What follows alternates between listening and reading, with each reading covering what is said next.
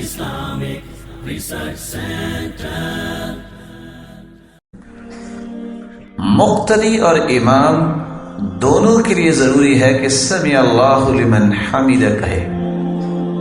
اس مسئلے میں بھی علماء کا اختلاف ہے۔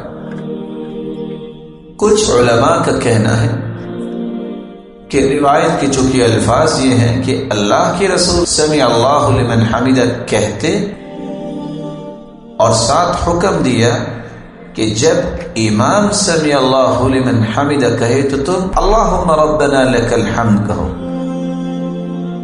اور اسی طرح فرمایا جب امام سمع اللہ لمن حمدہ کہے تو تم ربنا ولک الحمد کہو۔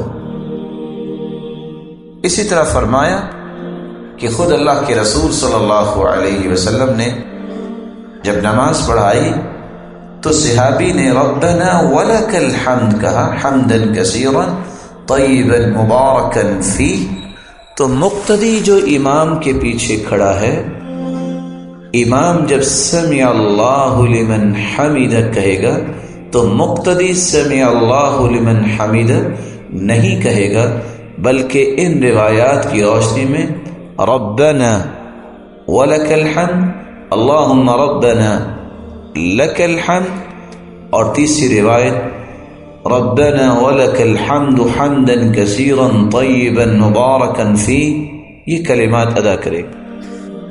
دوسرے علماء یہ کہتے ہیں، صحیح بخاری کی روایت ہے لا تتم صلاة احدکم، اللہ کے رسول صلی اللہ علیہ وسلم نے نماز کا طریقہ سکھایا اور آخر میں یہ فرمایا لا تتم صلاة احدکم، اس وقت تک تمہاری نماز مکمل نہیں ہوتی جب تک تم یہ اور یہ اور یہ کام نہ کرو۔